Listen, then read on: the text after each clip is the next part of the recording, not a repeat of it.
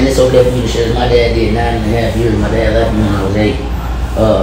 But my big brother Ron, he played, like still to the day, he plays a big major role in my life. Like he stepped up more of a, not just a brother, but like a father figure. Like the deep conversations we had, the way he had my back, the way he supported me, you know what I mean? So he kind of took some of the tension and the stress off my back and me missing my pop. But with my pop being gone, he was still, pop was still there, you know what I mean? He had friends and family out here that whatever I needed, they got done, you feel me? I can't see nobody stopping us. We're unstoppable. Went through a whole lot of obstacles. I swear we did the impossible. Run up that paper and f*** it up. Go hit the club and then f*** it up. A whole lot of pace, we gon' get it back. You know we gon' get it back. I can't see nobody stopping us. Unstoppable, unstoppable, unstoppable. Run up that paper and get it. Whatever it take, we gon' get it. You know ain't nobody stopping us. Mafia, mafia, mafia. All of my they mafia. Thought I told you we unstoppable. Everybody know me as Butter Mack, known as the official Butter Mack show. You know, I'm from Cincinnati, Ohio, born and raised. Grew up in Woodlawn and Lincoln Heights, Ohio. Alright, what made you get into live events? So big shouts out to Philly. Big shout out to my big brother Philly. I mean, he the one who really got me in this. I was always a kid growing up, going to all the team parties. I was the life of the party, and bro just seen something in me and basically told me like, bro, I want you to start hosting these parties for me. Started out at team parties, and I built my name and built my brand, and then it made me want to expand and see what I can do as far as being on my own out there. So that's what made a difference for me. It made me start getting that lane. What team parties? Was like house parties still? Like house party era still? Nah, this was when Black Angus was open, Club Posh out in Hamilton, Octane, all of the right there in Elmwood, the place. So all those team parties. Philly was the one who was throwing them, and he was the one who put me on with the team parties, and then from there it just took off for me. Okay. So you was into it like straight out of high school?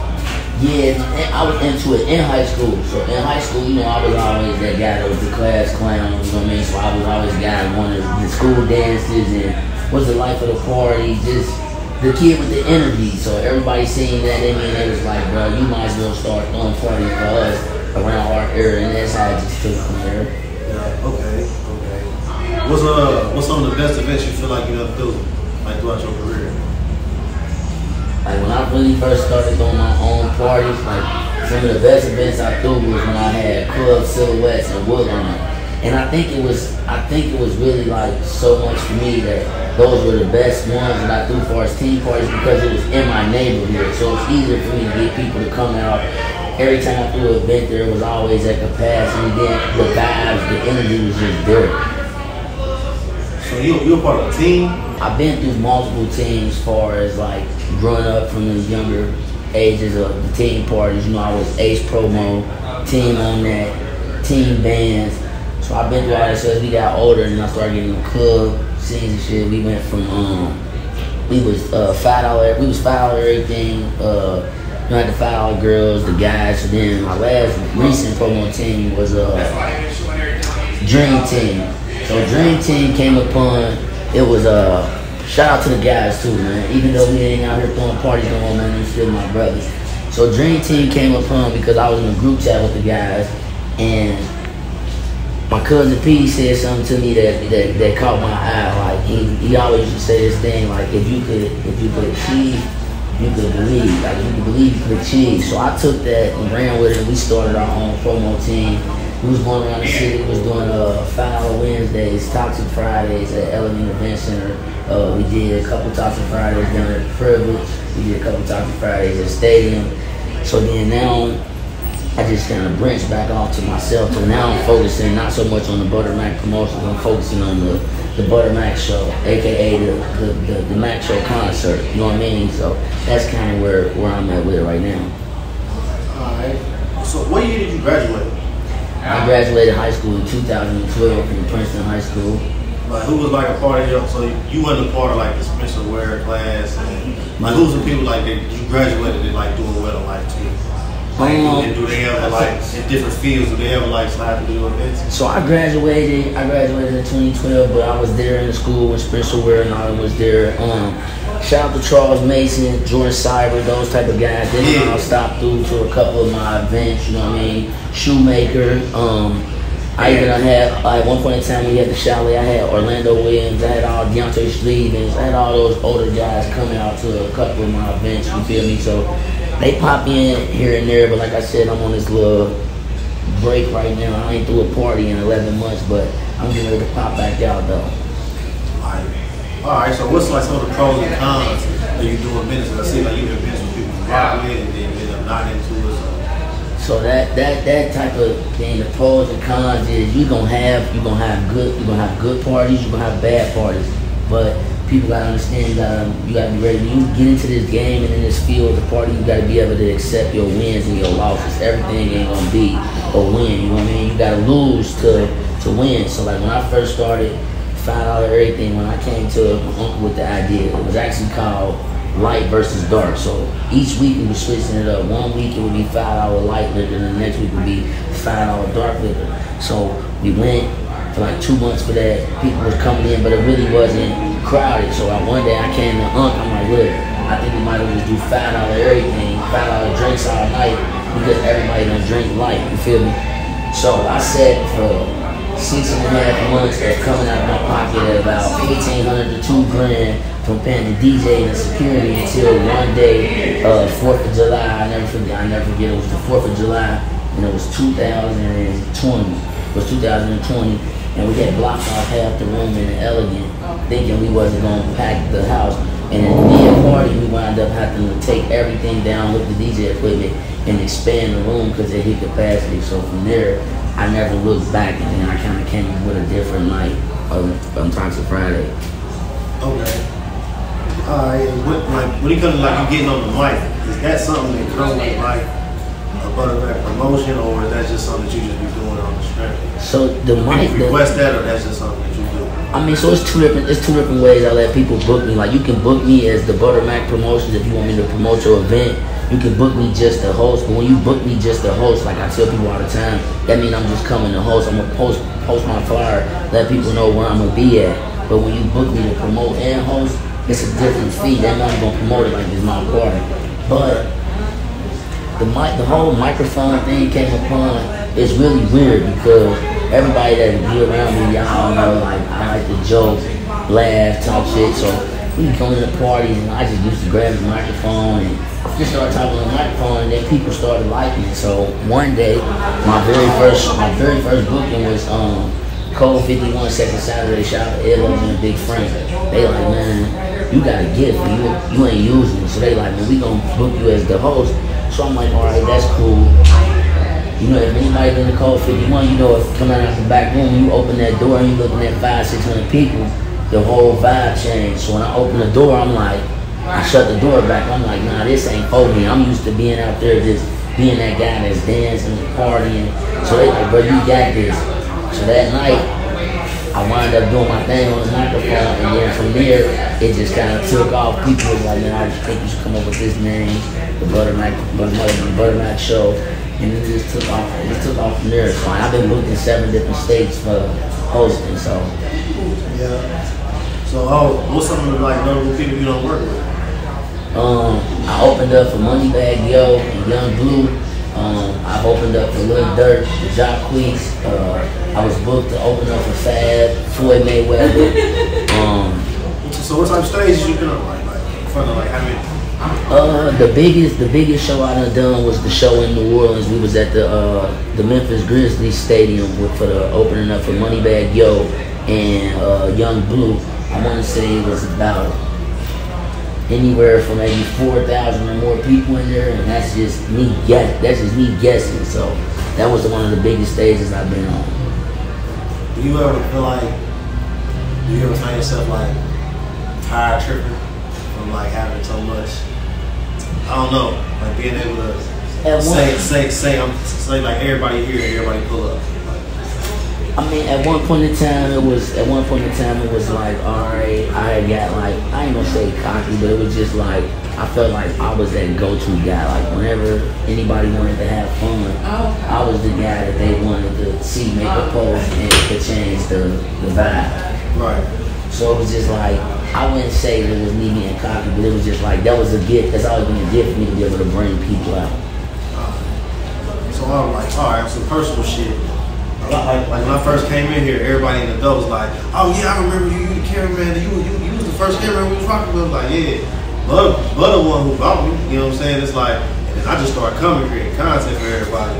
And then like, just doing passing, filming all around the city, I see Pops a whole lot more than I used to see in the past. And like, I heard he was locked up or whatever. Right. But I never knew y'all situation. Shit, y'all never, you and Ron never hit, like, it never was like obvious in y'all life. Y'all was still just 10 toes for real. So it's like, I want to know like, how was that growing up? Because I never knew you was carrying that weight. So like growing up, I kind of struggled. I was the youngest in the household where I lived at, but I was never the youngest sibling. But growing up, it was tough. I mean, my dad, and it's okay for me to share this, my dad did 9.5 years. My dad left me when I was 8. But my big brother Ron, he played, like still to the day, he plays a big major role in my life. Like he stepped up more of a, not just a brother, but like a father figure. Like the deep conversations we had, the way he had my back, the way he supported me, you know what I mean? So he kind of took some of the tension and the stress off my back and me missing my pops. But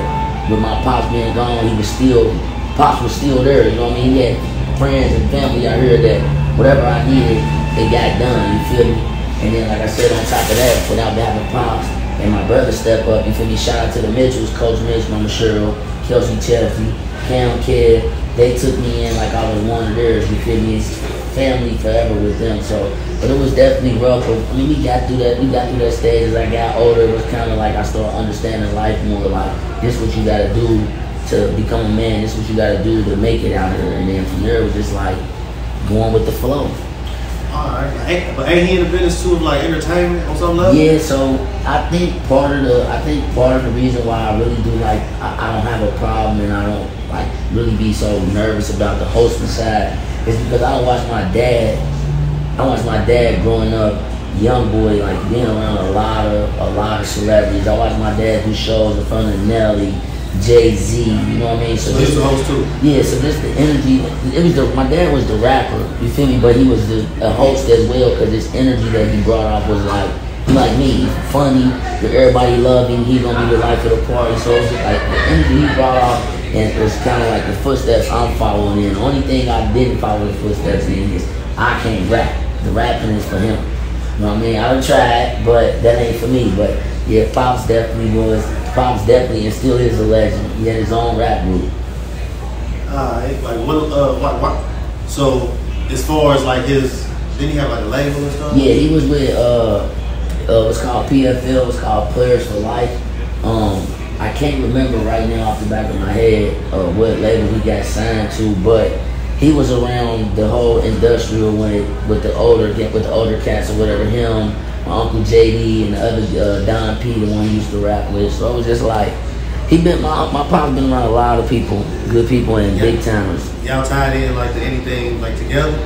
Nah. So what's actually crazy is though like that people ask that all the time because when we out together, it's more like it's not so much as a father-son relationship. It's like my best friend, you feel me? We bring in the energy, so when people see us having fun the way we do like father-son style, they like, but what we need to do to book both of y'all, you know what I mean? Like what we need to do to book both of y'all, so it just be like, I mean, the father-son show coming soon for sure. It's got to be done before, I mean, his time come and my time come, but it's definitely gonna come. I can see it. Do he ever give you like any advice about like how to keep going or get to the next level, how to sustain what you got? Yeah, he just tell me so much of like stop wearing my emotions. Like when I'm getting ready to do these shows, it's not about what I think these other people think. It's all about my energy and my vibe. At all times, I gotta go out there and put on and give these people the show that they're looking for. And then they always tell me like, man, he come to the shows, give my little pep talk. And he just always tell me how like we different. He said his energy was different. He said I say a lot of crazy shit on the microphone. So I don't know. I'm just blessed to have a pops like that can give me the ropes that what he had, and we on two different pages. You know what I mean? Hosting and rapping is different. So. Alright, what's your plans for the future and distant future? How you closing out the end of the year? How you closing out the rest of this year? I think I'm about to actually pop back out, but it ain't gonna be like events how I was doing them early week. Like, so I'm thinking July 14th at Sweet 31, going to Grown and Sexy Bash. You know what I mean? I want everybody all dressed up and casual. That's kind of gonna be like one big event I do, and then my birthday coming up. It's the 30th birthday, so I'm probably throw one big old party, and then it's time to switch routes. I gotta just be official, the host. I don't want to do so much more promotion. I want to get more focused, locked in with coaching basketball, the kids I coach, you know what I mean? So start a trade, you know what I mean? Start my online service. So I mean, you get older, you've been in the club for so long, you just get old. So who you trying to coach now? I coach Cincinnati United Lady Futures, 7th and 8th grade girls, with my boy Coach Dart, Coach Brock, and Coach TJ. Good job. What are girls from there? Most of the girls we have are from here, from Cincinnati. We have a couple kids from Louisville. We had some from Indy. We have kids from all over. Oh, so you got an AAU team? Yeah, we got an AAU team. We getting ready to go. Play for in one of the biggest tournaments in Ohio. It's called Run for the Roses in Louisville. So yeah, so coaching them young ladies, that's another thing I enjoy. Oh, easy. That's loud. All right, so do you feel like you sometimes outgrow the people that you've been around, like especially the ones like more so like they near future and distant future plans is more so centered on strictly club stuff? Maybe. I'm just asking. Like, you feel up that way?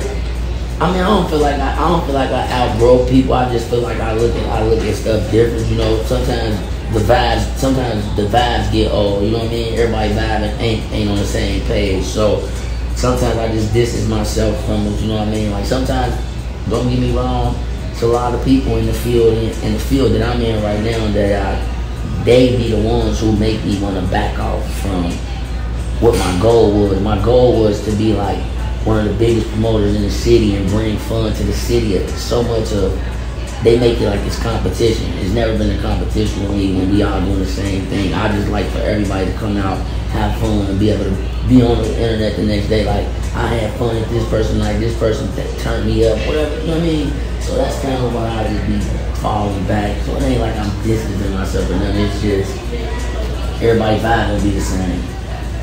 Okay.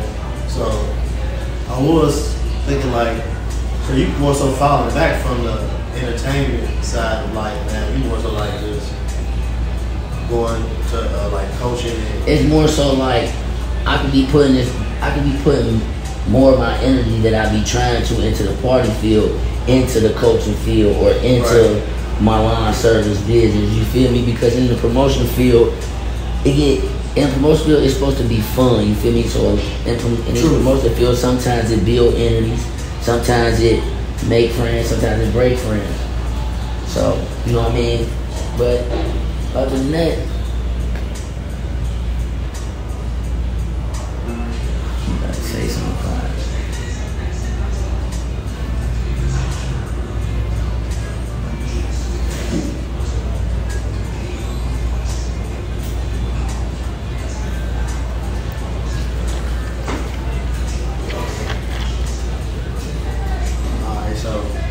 What's up with this establishment right here? Like, are y'all gonna run it at all like elegant or not? Nah, I don't think so. I think with the Sports Town Bar and Grill, I think got it as just like keeping it as a restaurant vibe. You know what I mean? But you know, a pair of lips to say anything until it's that time. But I believe here shortly that Uncle be calling me and letting me out the cage to bring the vibe here. You feel me? It's just a process and it's just time. I ain't put my foot down yet to that point to be like, hey, we finna do this, but it's coming though. So what happened with Elegant? Like, why everything gets shut down? Why Elegant Avenue? Why all that happened? To be honest, the everybody over there in that area, all the residents, they just wound up writing a petition up, and the clubs lost all the votes. So you feel me? The votes was like 60 to 30. So they signed a petition for all the people who live over there, and they wound up shutting everybody down. So that's kind of why Game Time had changed their name. That's why Stadium changed their name to Suite 31. You feel me? They didn't give Elegant Avenue that chance or that time to do that. So, but that's kind of why they shut everything down over there. Okay. I was wondering that because I was getting money for the crowd. Yeah. It wasn't. You couldn't do nothing on the show. You couldn't do a show. You couldn't do a party on Hamilton if it didn't have nothing to do with Brother Mack. So you ain't got no kids yet? Nah, no. Team no kids. You single? Single Who's gonna like be a dollar mad? bill. Who's gonna be mad? Who's gonna be liking this and like out of spite? Like, okay, I heard you. All the ladies.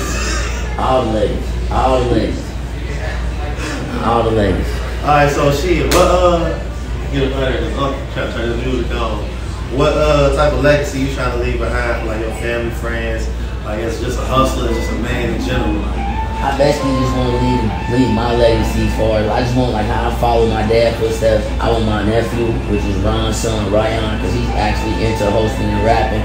So I want him to be able to take over from what I didn't do. You know what I mean? Finish off like I took over from what my dad didn't do. My dad didn't do the hosting, you know what I mean? So I did the hosting. I want my nephew to put it together and do the hosting and rap because he already got the talent. And just feed the youth and let the youth know out here that it's more than them being in the streets. Pick up a microphone, pick up your Facebook page, throw you a party, you know, pick up a basketball, which is better than just being out here in the streets. So. Regardless of who say it's corny, whatever, it's what you want to do that shit. Yeah, whatever you got in your mind that you want to do, man, just do that and go forward and don't go backwards. Yes, sir. I appreciate you, brother.